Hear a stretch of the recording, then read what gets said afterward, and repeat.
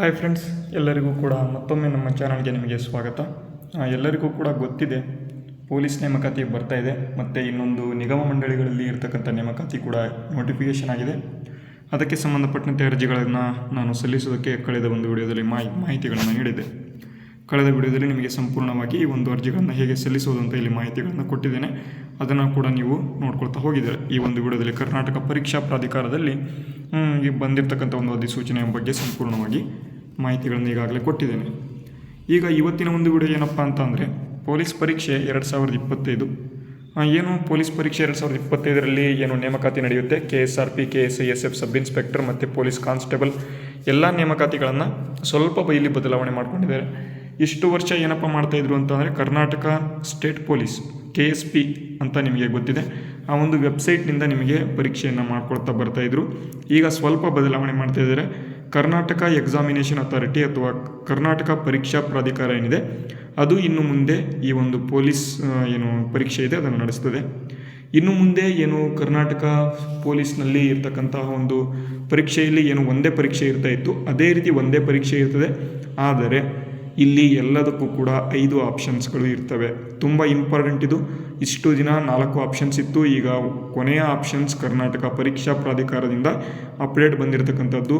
ಅದು ಕೂಡ ನಿಮಗೆ ಗೊತ್ತಿರಲಿ. ನಿಮಗೇನಾದರೂ ಒಂದು ಪ್ರಶ್ನೆಗೆ ಆನ್ಸರ್ ಗೊತ್ತಿಲ್ಲ ಅಂತ ಅಂದರೆ, ಕೊನೆಯ ಒಂದು ಆಪ್ಷನನ್ನು ಅಥವಾ ಆನ್ಸರ್ 5ನೇ ಒಂದು ಆಪ್ಷನ್ ಏನಿದೆ ಅದನ್ನು ನೀವು ಫಿಲ್ ಮಾಡಬೇಕು. ಇದು ಸಂಪೂರ್ಣವಾಗಿ ಕಡೆದಾಗಿ ನೀವು ಮಾಡಲೇಬೇಕು. ಇಲ್ಲ ಅಂತ ಅಂದರೆ, ನೀವು ಮಾಡಿಲ್ಲ ಅಂತ ಅಂದರೆ ಇಲ್ಲಿ 1/4 ಮಾರ್ಕ್ಸ್ ಕಟ್ ಆಗ್ತದೆ. ಇದು ಕೂಡ ಗೊತ್ತಿರಲಿ, ಓಕೆನಾ.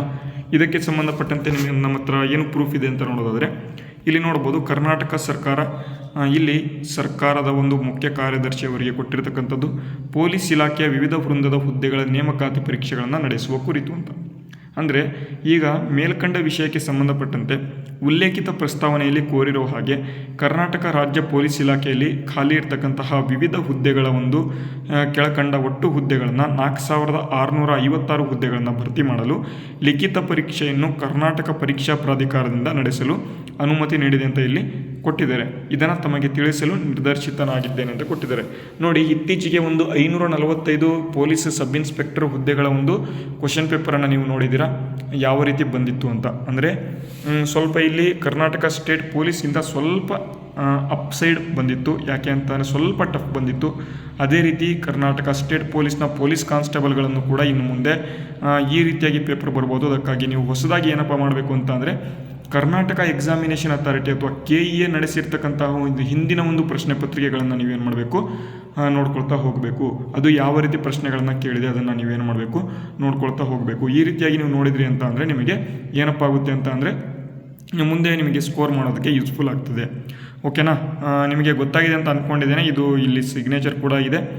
M. ಧನಂಜಯ ಅವರು ಸರ್ಕಾರದ ಅಧೀನ ಕಾರ್ಯದರ್ಶಿಯಲ್ಲಿ ಓಡಾಡಳಿತ ಇಲಾಖೆಯಲ್ಲಿ ಇಲ್ಲಿ ಮಾಹಿತಿ ಸಿಕ್ಕಿರ್ತಕ್ಕಂಥದ್ದು. ಇನ್ನು ಮುಂದೆ ಕರ್ನಾಟಕ ಎಕ್ಸಾಮಿನೇಷನ್ ಅಥಾರಿಟಿ ಈ ಒಂದು ಏನು ಪೊಲೀಸ್ ಕಾನ್ಸ್ಟೇಬಲ್ನ ಒಂದು ನೇಮಕಾತಿ ಇದೆ ಅದನ್ನು ನಡೆಸ್ಕೊಳ್ತಾ ಹೋಗ್ತದೆ. ಟೋಟಲ್ ಆಗಿ 4656 ಪೊಲೀಸ್ ಕಾನ್ಸ್ಟೇಬಲ್ ಹುದ್ದೆಗಳಿದ್ದಾವೆ. ಅದನ್ನು ಮುಂದೆ ನೋಡ್ಕೊಳ್ತಾ ಹೋಗ್ಬೋದು. ಇದು ಕರ್ನಾಟಕ ಎಕ್ಸಾಮಿನೇಷನ್ ಅಥಾರಿಟಿಯಿಂದ ಬಂದಿರತಕ್ಕಂಥ ಮಾಹಿತಿ, ಓಕೆನಾ.